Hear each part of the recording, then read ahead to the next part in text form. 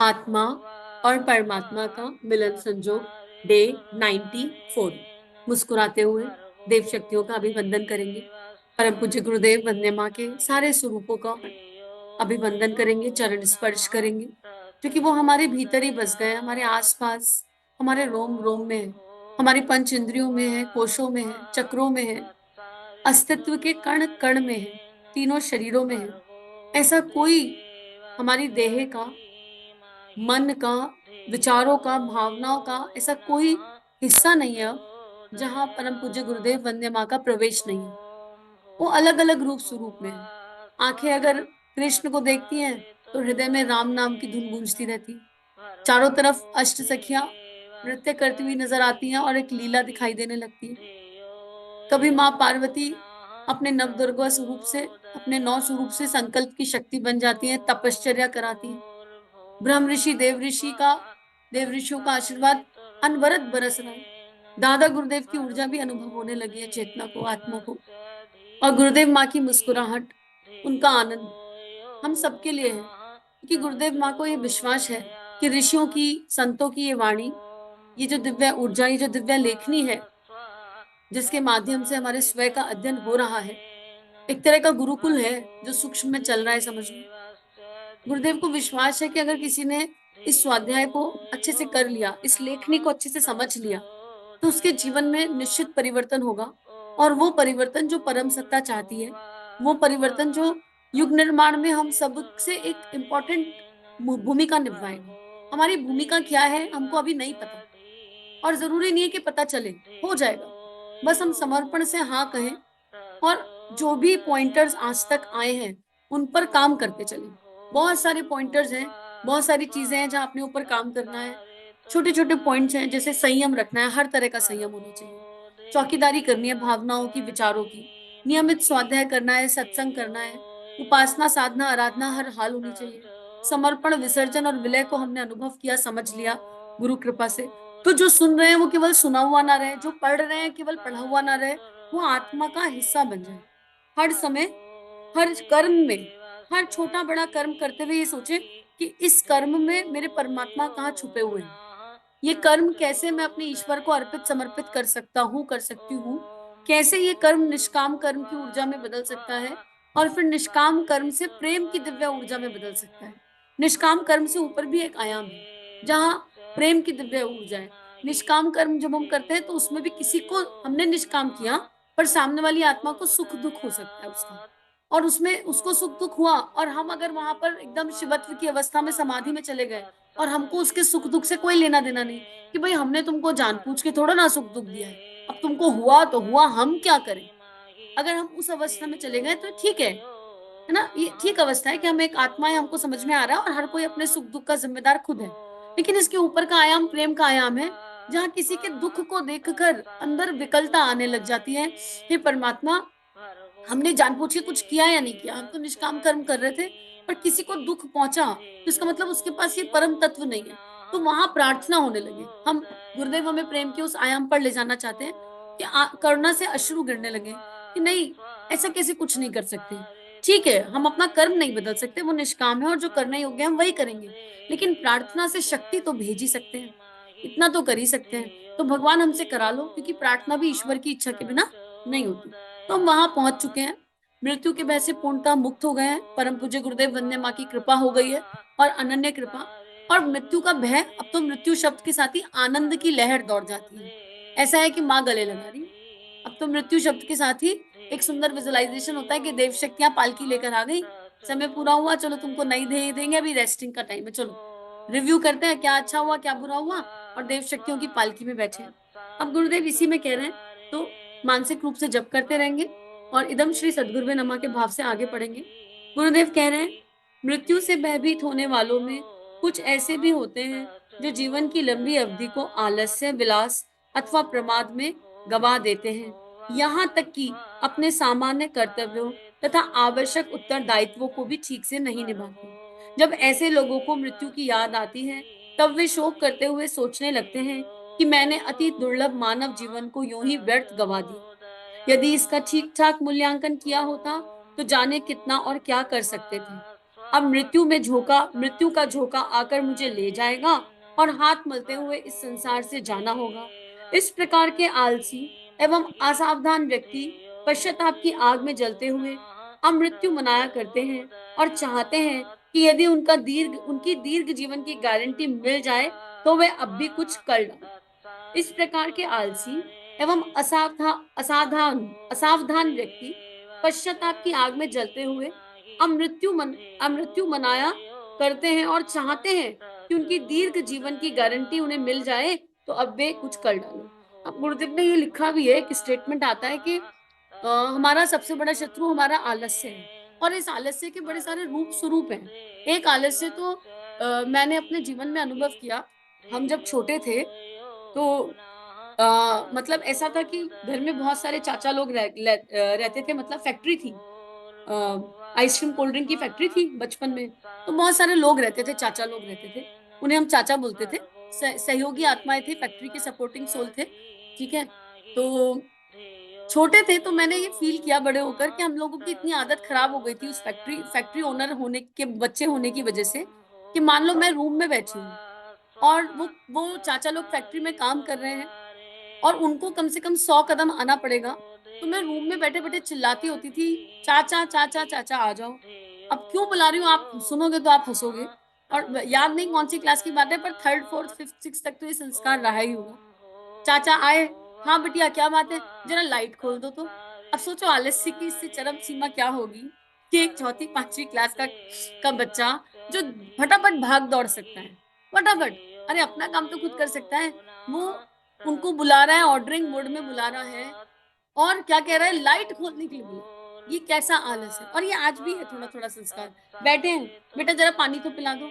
हम अगर अपना काम खुद कर लें, अपना काम खुद कर लें, तो भी तो भी हमारा आलस्य छूट जाएगा कि हम आवाज़ नहीं लगाएँगे जब तक मजबूरी ना हो। जैसे आज भी ये संस्कार है, जैसे बैठे हैं और घर में दीदी काम कर रही है, तो बैठे-बैठे पानी माँग लिया, बैठे-बैठे 4 सामान माँग लिए। अरे उनका खुद का काम कितना ज़्यादा है। वो अपने घर का भी करती हैं, 4 घर का और करती हैं, अब तुम्हारे घर आई हैं और वो एक काम कर रही हैं, वो हाथ धोकर तुमको 1 ग्लास पानी ला कर दें। और ये अभी भी है। मैं इसको फ़ील करती हूँ और फिर थोड़ा-सा गिल्ट भी होता है कि यार 4 कदम उठकर जाना था किचन में और एटलीस्ट अपनी चीज़ तो उठा सकते थे, लेकिन वो भी नहीं उठाई। आदत, ये आदत बन गई है। वो आदत छूटेगी बार-बार रिमाइंडर से कि ये क्या कर रहे हैं, क्या कर रहे हैं? और मुझे ऐसा लगता है ऐसे में, और यही आदत फिर ट्रांसफ़र होती है। आपके बच्चों में भी ट्रांसफ़र हो जाती है, आपके परिवार में ट्रांसफ़र हो जाती है, क्योंकि आप वो करते हुए देख रहे हो ना। तो जैसे मैंने अपने फादर में देखा था ये कि वो बैठे-बैठे माँगते हैं चीज़ें, तो वो ट्रांसफ़र हुआ। लेकिन इसमें अब जागृति हो गई ना, इसमें उनका दोष नहीं है फादर का। अब तो मेरी जागृति हो गई, अब तो मुझे समझ में आ गया, तो मुझे अब इस संस्कार पर खुद काम करना पड़ेगा। नहीं करूँगी तो मेरे बच्चे में भी ट्रांसफ़र होगा और होगा। वो दिखता है कि होगा, बैठे-बैठे हिला नहीं जाता। अगर हम अपना काम खुद कर लें, बिल्कुल संकल्पित होकर, अवेयर होकर, तो दिन भर में चलते रहेंगे, क्योंकि बहुत छोटी-छोटी चीज़ों की आवश्यकता पड़ जाती है कई बार, बहुत माइनर चीज़ों की है। हम इतने आलसी हैं कि प्यास लगी है तो 2 घंटे प्यास को कंट्रोल कर लेते हैं, चेक करके देख लेना, कई बार प्यास लगी है, पानी लेने जाने के आलस में 2 घंटे प्यासे बैठे रहेंगे। जब तक बिल्कुल तड़प ना जाए ना शरीर, तब तक नहीं जाएँगे, नहीं तो किसी से मँगाते रहेंगे। या कई बार एक और आलस है, आप आरओ के पास कभी बॉटल भरते हो पानी की, आरओ की टैप में से जो पानी आता है उसकी स्पीड कम होती है। मैंने ये ऑब्ज़र्व किया, पता नहीं सबको अपना-अपनी कॉपी चेक करना। मैं क्योंकि स्वाध्याय कर रही हूँ, तो मैं अपनी कॉपी चेक कर रही हूँ, तो मुझे दिखता है कि पहले ऐसा था कि आरओ की बॉटल पूरी भरने भरने तक का आलस था। किसी को बॉटल भर के देनी है पानी की, अपने लिए भी भरनी है, तो वो बॉटल लगाकर चौथाई होते-होते तक कंटाल आ जाता था, यार ये पूरी बॉटल कब भरेगी, और आधी भर के छोड़ के और पी लिया, फिर बॉटल रख दी, पूरी बॉटल भरने की आदत नहीं। तो ये क्या है, ये एक तरह के सूक्ष्मतम आलस है। बहुत माइनर है, ये दिखते नहीं हैं, माइनर है, बिल्कुल नहीं नज़र आते हैं और अभी तक हैं, जाते-जाते जाएँगे, लेकिन पहले दिख जाए, समझ में आ जाए, और जब तक मजबूरी ना हो तब तक हम आवाज़ ना लगाएँ। और उसके अलावा 2 और अगर इसमें ऐड ऑन कर लें कि हम अपने लिए भी आवाज़ नहीं लगाएँगे और जो बड़े हैं घर में या जहाँ हम खड़े होकर सामने वाले का कुछ काम छोटा-छोटा करके दे सकते हैं, वो कर लें। अगर हम इतना भी एक्टिव हो जाएँ, तो काफ़ी फ़र्क पड़ जाएगा। मतलब ये एक पैरामीटर है, ऐसे हमको अपनी-अपनी कॉपी खुद जाँचनी पड़ेगी कि हम कहाँ पर ठीक कर सकते हैं। और यहाँ पर क्रोध का संस्कार भी जन्म ले लेता है। अगर आपने अपने बच्चे से कोई चीज़ माँगी और भई है तो आपका ही संस्कार कैरी कर रहा है ना, फैमिली फ़ोल्डर तो है, तो जितनी जड़ता आप में उतनी भी सामने वाले में भी है। उसने नहीं दी, तो आपको गुस्सा भी आ जाएगा। हाँ, तो पूरा दिन तुम्हारे लिए काम करते रहो, तुमसे 1 ग्लास पानी ना पिलाया जाता है, एकदम आ जाएगा। अरे यार! बच्चे की अपनी लाइफ़ है, उसके अपने स्ट्रगल हैं। मतलब हम घर का काम कर रहे हैं या ऑफ़िस का काम कर रहे हैं, तो बच्चा भी तो स्कूल जा रहा है। वो भी तो अपने जीवन में जो भी उसके लिए इम्पोर्टेंट है, वो कर रहा है, तो वो भी तो थक रहा है। तो हमें गुस्सा किस बात पर आ रहा है? केवल इसलिए कि उसने हमको कोई चीज़ ना करनी थी। यहाँ पर ये नहीं कहा जा रहा कि बच्चे को मैनर्स मत सिखाओ, ये नहीं कहा जा रहा। डाइनिंग टेबल लग रही है, तो खाना खिलाना अच्छी बात है। लेकिन वो जो दिन भर की आदत होती है ना, बैठे-बैठे माँगने की चीज़ों को, हमको अगर हम उससे बाहर आ जाएँ, तो भी हमारे ऊपर थोड़ा हेल्दी भी हो जाएँगे, चलेंगे एक्टिव हो जाएँगे, एक एक्टिवनेस होगी। लेकिन हमको बैठते हुए उठने में, उठते हुए बैठने में आलस आता है। ये मेरे लिए तो फिट हो रहा है। हम अपनी-अपनी कॉपी खुद जाँच लें किस-किस पर फिट हो रहा है। पर ये एक माइनर प्रवृत्ति है जो मेजर बन जाती है और बहुत नुकसान कर देती है। नुकसान करती है, लॉन्ग टर्म नुकसान करती है। कर्म भी बनता है कहीं न कहीं। कर्म बनता है क्योंकि आपने बिना बात सामने वाले को अपना सर्वेंट समझ लिया क्या? जो काम आप खुद से कर सकते हो उसके लिए आप किसी दूसरे को क्यों आवाज़ लगा रहे हो? कोई पॉइंट नहीं बनता और यहाँ पर ब्रेन को पता होता है। देखो कर्म इसलिए बन रहा है कि ब्रेन ट्रेन्ड है। हम अपने घर में सपोर्टिंग सोल्स को आवाज़ लगा सकते हैं जिन्हें हम मेड या हेल्पर कह देते हैं। अपनी संतान को आवाज़ लगा सकते हैं। ऐसा संभव है कि ससुर जी बैठे हैं उन्हें बुला के कह दो जरा पानी ला दो। देखो हमारे ब्रेन ट्रेन्ड हैं कि हमको किसको बोलना है और किसको नहीं बोलना। या सासू माँ बैठी है और सम्मान उस तरह का और कह दे पानी ला दो। माँ से एक बार को कह देंगे, लेकिन कहाँ नहीं कहना अपने बॉस को कह देंगे? नहीं कहेंगे। तो इसका मतलब कहीं न कहीं हमको पता है किससे कह सकते हैं, किससे नहीं। अगर ये कर्मफल इसलिए है क्योंकि हम यहाँ बायस्ड हो रहे हैं, हमको अंदर से पता है कि किससे कहना और किससे नहीं कहना। या तो हम न्यूट्रल हो जाएँ कि हमका हमारी आदत है और हम किसी से भी कह देते हैं। हम वो स्थिति में नहीं है, उस स्थिति में नहीं है ना, तो फिर इसका मतलब कहीं कुछ अंदर लोचा है।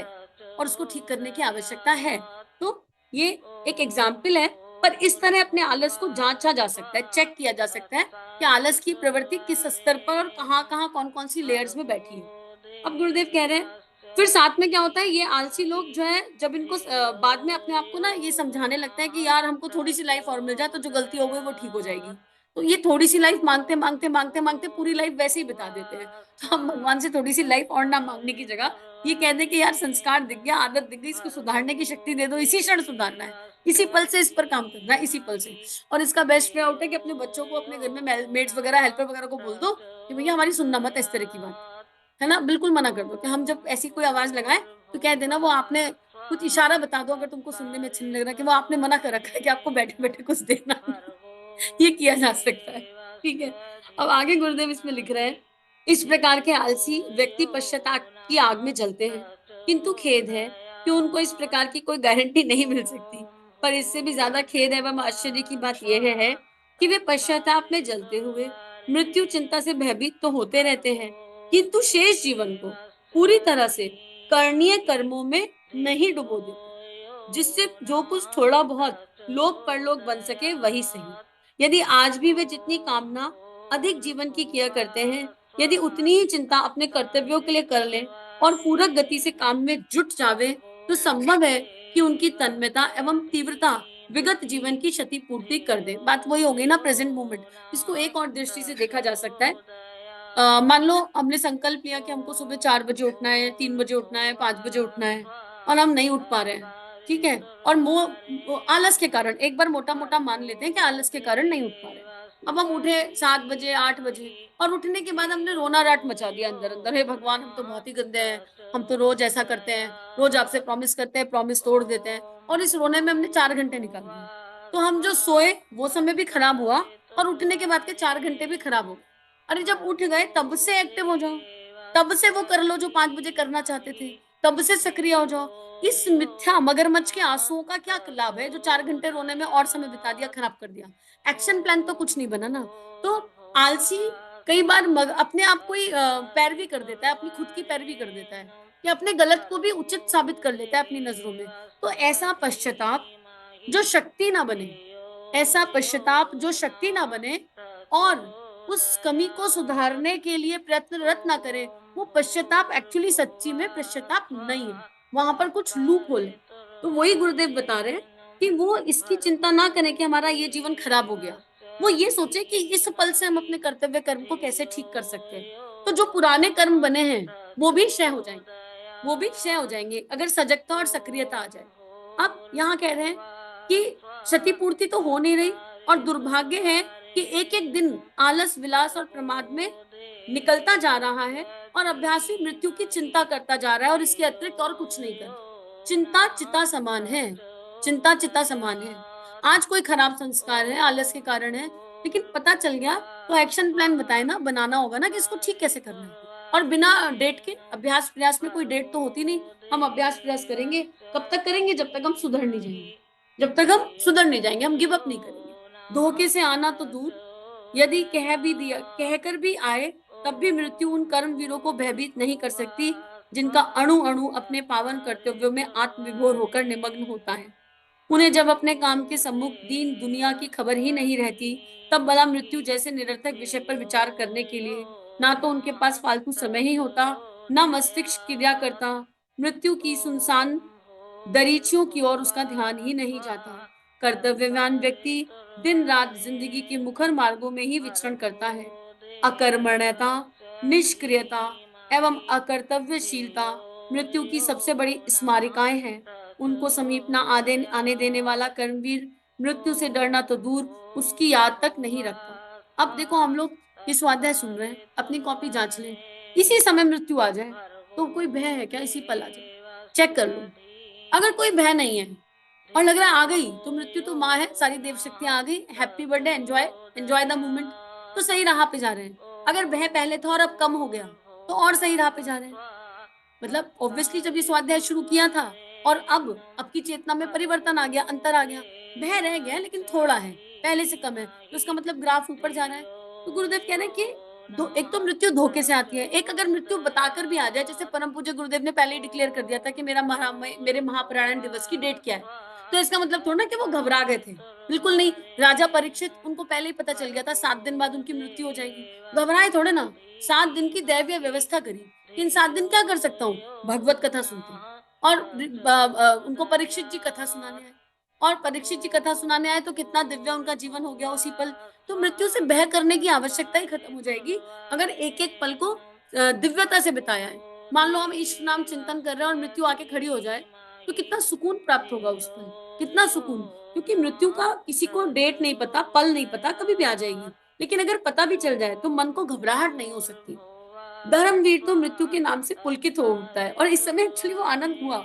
अगर ये विजुलाइज कर लो ना कि मृत्यु इसी समय आ गई, इसी पल आ गई, तो कोई दुख नहीं हुआ। इनफैक्ट हार्ट में ऐसा जैसे कोई फूल खिल गया हो, कोई दिव्य फूल खिल गया हो, और ऐसा लगा वाह आ गई तुम, माँ तुम आ गई, चलो ठीक है एंजॉय करते हैं, तुम्हारे साथ एंजॉय करते हैं, है ना। जीवन एंजॉय करने का नाम है, और जीवन के बाद भी केवल आनंद ही आनंद है, इसके सिवा कुछ नहीं है। पर इस फीलिंग को शायद समझाया नहीं जा सकता। धर्मवीर तो मृत्यु के नाम से पुलकित हो उठता है, जिसने सत्कर्मों द्वारा सुकृत की पूंजी जमा कर रखी है, धर्म धन का संबल संचय कर लिया है, उसके लिए मृत्यु तो परलोक का निमंत्रण होता है, जहां उसके सत्कर्मों के लिए पुरस्कार मिलते हैं। और उसको, और जिसने अपने जीवन में परमार्थ पुण्य का पथ प्रशस्त किया है, अध्यात्म का चिंतन एवं परमात्मा का स्मरण किया है, उसकी आत्मा तो स्वयं ही शरीर बंधन से मुक्त होने के लिए व्यग्र रहती है। देखो, माँ मीरा का थोड़ा चिंतन करते हैं। जिसने अपने जीवन में परमार्थ पुण्य का पथ प्रशस्त किया, एक कंडीशन, अध्यात्म का चिंतन किया, दूसरी कंडीशन, परमात्मा का स्मरण किया, तीसरी कंडीशन, उसकी आत्मा तो स्वयं ही शरीर बंधन से मुक्त होने के लिए व्यग्र रहती है। एक बार भगवान ईश्वर जिस भी रूप स्वरूप में है वो प्राप्त हो जाए ना, उसके बाद इस देह में रहना इतना कठिन है, इतना कठिन है। हर पल लगता है "हे भगवान, बस अब बुला लो, अब नहीं हो पा रहा।" अब समझ में आ रहा है ना वो सत्य क्या है, वो आनंद क्या है। तो माँ मीरा का जीवन कुछ एक ऐसा ही जीवन रहा। मीरा चरित्र करके एक बुक पढ़ी, उसका स्वाध्याय किया। तो माँ बचपन से योगिनी थी, छोटी सी ही एज में उनको योग का हायर सेल्फ प्राप्त हो गया था। और वो छोटी सी एज में क्या हुआ था कि जब 5 साल की एज में योग की शिक्षा ले रही थी, तो कुंडलिनी जागृत थी और बिल्कुल हवा में ऊपर उड़ गई। 3 दिन समाधि में रही और उठ के गिरधर के लिए रोई। अरे मेरा मेरा बीन, उसको खाना नहीं खिलाया, उसको पानी नहीं पिलाया, उसके लिए रोई, क्योंकि माँ ने तो कह दिया था तेरा बीन तो यही है। तो वहां से और फिर उन्होंने चूज किया, नहीं मुझे तो भक्ति की राह चाहिए। माँ मीरा का विवाह अक्षरा तृतीया के दिन, उनके विवाह से, उनके स्थूल देह के विवाह से एक दिन पहले हो गया। बोझ जैसी चेतना जीवन में आई, भोजराज जैसी चेतना जीवन में आई, जिन्होंने संकल्प ले लिया था कि अगर मैंने इनसे विवाह नहीं किया तो इनकी भक्ति कभी पूर्ण नहीं हो पाएगी, क्योंकि कोई और राजा आएगा और इनका विवाह तो कृष्ण से हो चुका, तो मैं तो एक भक्तिमती को अपने कुल में ले जा रहा हूँ, कुल का नाम रोशन करेगी। और संकल्पित थे कि मैं कभी उन्हें स्पर्श नहीं करूंगा, गुरु मानूंगा। भोज जैसी दिव्य चेतना। और जब भोज जी चले गए, तो कृष्ण तो थे ही, साथ में थे, पूर्ण रूपेण थे। और फिर अब कृष्ण के विरह के लिए माँ को समाधि लग जाती थी। इधर उधर ऐसे थोड़ा कहते हैं, मीरा गली गली हरि गुण गाने लगी, महलों में पली, महलों में पली बन के जोगन चली, मीरा गली गली हरि गुण गाने लगी, इसलिए नहीं कहते। एक्चुअली उन्होंने सारे सुख वैभव सब त्याग दिए। इतने हाई एंड सुख मिल रहे थे उस काल में, उन्होंने सबको त्याग दिया। और फिर भगवान श्री कृष्ण ने, उनके गिरधर ने उनसे जब ये कहा कि मीना तुमको तो अभी और 25 30 40 साल रहना पड़ेगा, तो उनकी आत्मा तलब गई, नहीं केशव नहीं गिरधर, ये नहीं हो पाएगा, मैं कैसे रहूंगी तुम्हारे बिना। सारे इंसिडेंट हो गए, पानी में चली गई, डूब गई, जीवित वापस आ गई। शेर आ गया, शेर को तिलक किया, नरसिंह भगवान के जैसे आरती कर दी शेर की। विष आया तो उनको अमृत का स्वाद प्राप्त हुआ, और उसके बाद वैद को जीवन जान दान दे दिया उन्होंने। तो केशव ने कहा कि नहीं मीरा, मुझे तुम्हारी जरूरत है, तुमको ये विरह सहना पड़ेगा। तो ऐसी मुक्त कोटि की आत्मा, उनके लिए वो जीवन जीवन नहीं था, उनके लिए वो जीवन विरह विरह था, कठिन विरह। लेकिन उन्होंने वो विरह अपने इष्ट के लिए जिया। और उन्होंने केशव से कहा, केशव मैं कंट्रीब्यूट क्या करूंगी, मैं आधा टाइम तो लॉस्ट रहती हूँ, मैं तो रहती नहीं सजग, कभी तुम्हारा गाना गाती हूँ, कभी तुम्हारा ध्यान करती हूँ, कभी एक तारा लेके घूमती रहती हूँ, कभी समाधि में चली जाती हूँ, कभी गिर जाती हूँ, लोगों के काम और बढ़ाती हूँ। तो केशव ने कहा कि मीरा, एक भक्त की देह से निकलने वाले अणु परमाणु भी भगवान का काम कर देते हैं। तुम्हारे को लोकेशना नहीं चाहिए, तुम्हारी देह से मैं ही काम करूंगा। कोई तुम्हारे देह के आसपास भी आगे आ गए, तो उसको वो परम तत्व मिल जाएगा मीरा, जिसकी आवश्यकता है और जो मैं उसे देना चाहता हूँ। और मेरी इच्छा के बिना कोई तुम्हारे आसपास आ भी नहीं पाएगा, क्योंकि तुम केवल दिखोगी, रहूंगा मैं। लेकिन उसके बाद भी एक वो विरह था। तो जिस आत्मा को परमात्मा का स्मरण हर समय रहता है, जो अध्यात्म का चिंतन करती है, मीरा जी के जीवन में सत्संग की बड़ी महत्व था, सत्संग का बहुत महत्व था। मीरा जी हर समय सत्संग की एनर्जी में के लिए पागल रहती थी, कि बस संतों का संग मिल जाए, संतों के संग उनका उनका वो रहता था। और हर समय गिरधर गिरधर गिरधर, हर समय का चिंतन। तो वो आत्मा तो स्वयं चाहती है कि फटाफट मृत्यु आए, क्योंकि उसके लिए मृत्यु मृत्यु नहीं है। उसके लिए तो मृत्यु वो दिव्यता है जिसकी प्राप्ति के लिए मनुष्य जन्म मिला। तो गुरुदेव यही कह रहे हैं कि ऐसी आत्माएं सोचती हैं कि कब उनकी शरीर की यात्रा समाप्त हो, और कब वह पिंजरे से टूटे पक्षी की तरह मोक्ष की ओर उड़ान भरे। अधिक अनिवार्य एवं आवश्यक सत्य, मृत्यु से क्या ही डरना, बल्कि उसकी कल्पना से तो मनुष्य को अधिकाधिक सक्रिय होकर अपने लोक परलेख को बनाने के लिए तीव्रता से तत्पर तैयार हो जाना चाहिए। उसे अपने सुकृत कार्यों को यह सोचकर बढ़ा देना चाहिए कि ना जाने अतिथि, अनूहुत एवं अपूर्व ज्ञात मृत्यु किस समय आ जाए। उसके आने से पूर्व वह सब कुछ ही कर डालना चाहिए जो हमें करना है और हमारे करने योग्य है। तो इस स्वाध्याय को यहीं पूर्ण करेंगे, और अपनी कॉपी आज जांच लेते हैं, अपने पूरे जीवन का रिव्यू कर लेते हैं कि क्या कहीं कोई ऐसा काम हो रखा है जो होने योग्य नहीं था, क्या कहीं कुछ ऐसा है जो करना चाहिए था और नहीं किया? क्या हम कोई पुराना गलत किया हुआ कर्म जो हमें पता है कि अनुचित हो गया, उसको ठीक कर सकते हैं? मान लो किसी से कोई असत्य कह दिया, जो कहने योग्य नहीं था, किसी का कोई रुपया पैसा मार रखा है, किसी को कोई भावनात्मक पीड़ा पहुँचाई है, किसी को कोई फिजिकल मेंटल पेन पहुँचाया है, तो स्थूल से अगर सॉरी कह सकते हैं, और उस करे हुए कर्म को जो अनुचित इंटेंशन से किया गया, अगर उसको ठीक कर सकते हैं तो अभी ठीक कर लें।